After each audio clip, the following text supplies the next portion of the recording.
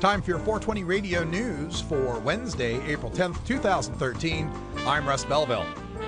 Montana enacts new per se law for THC in blood. Authorized patients face registration revocation if convicted.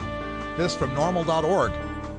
Montana lawmakers recently gave final approval to House Bill 168, an act revising laws relating to driving under the influence of alcohol or drugs to provide a legal limit for the amount of delta-9 tetrahydrocannabinol. House lawmakers approved the measure by a vote of 80 to 18, and Senate lawmakers concurred by a vote of 48 to 12. The governor signed the legislation into law April 5th.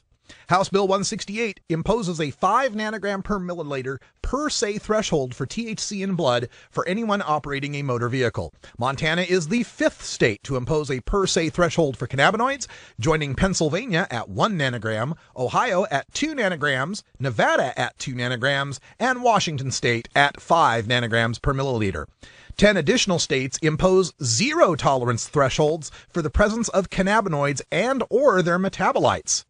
First-time convictions under the new Montana state law are punishable by license revocation, loss of commercial driver's license, a fine of up to $1,000, and up to 6 months imprisonment. State-licensed medical marijuana patients convicted under the per se law also face revocation of their state registry identification card. Massachusetts Attorney General strikes down local bans on medical marijuana dispensaries, from Boston.com. Massachusetts cities and towns may not ban medical marijuana dispensaries, according to a ruling issued Wednesday by the state attorney general's office, but they will be allowed to adopt temporary moratoriums, gaining time to craft local rules for regulating the facilities. The attorney general's office said outright local bans would frustrate the purpose of the medical marijuana law, overwhelmingly passed by referendum last fall, which allows patients with certain medical conditions to obtain marijuana for medical use.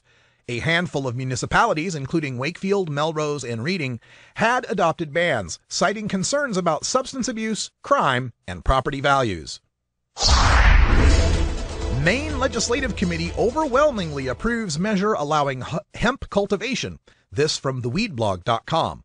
Yesterday, with a vote of 9 to 1, Maine's Agriculture, Conservation, and Forestry Committee approved a measure explicitly allowing hemp cultivation in the state, even before a federal change takes place. Under current Maine law, hemp is legal for certain purposes, though the law mandates that an individual can't receive a license to grow until federal law changes. This measure would remove that requirement and would allow farmers in the state to begin cultivating hemp this year. On top of making this change, the measure would remove a requirement that mandates that applicants for a hemp license submit fingerprints to the state, which would be taken by law enforcement. The measure now moves toward a full House vote. A companion bill is currently being considered in the Maine Senate. Bill allowing medical marijuana for post-traumatic stress disorder advances to Oregon Senate floor. This from the statesmanjournal.com. A bill that would allow people with post-traumatic stress disorder to get medical marijuana is now headed to the Senate floor without any changes. The Senate Judiciary Committee moved Senate Bill 281 to the Senate floor this morning on a 3-2 vote. There were a number of amendments to the bill, including one that would require medical marijuana users to renew their registry identification card after 60 days instead of annually. Chairman of the Senate Judiciary Committee Floyd Prozansky, Democrat of Eugene, said that he decided to leave the bill unchanged because he thought the amendments were, quote, not necessary or appropriate and could do more harm than good, end quote. Portland marijuana billboard has new message from KGW.com. The people behind a controversial marijuana billboard in downtown Portland have come up with a new message. The original billboard featured a photo of a glass of beer, a glass of wine, and a marijuana leaf.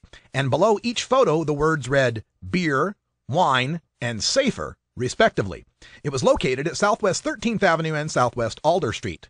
The billboard went up Thursday, March 29th, and by that night, it was no longer standing up.